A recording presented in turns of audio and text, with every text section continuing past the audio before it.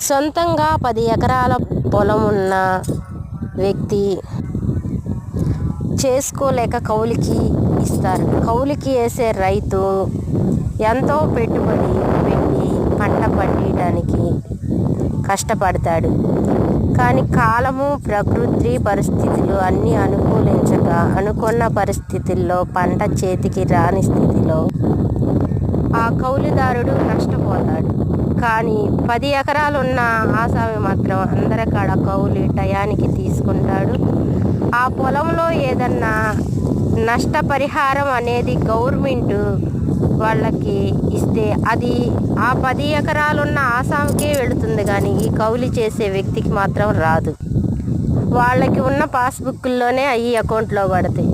కానీ ఈ కౌలుదారి కష్టాలు మాత్రం ఆ భగవంతుడు కనుకరిస్తే తప్పనికి తీరం.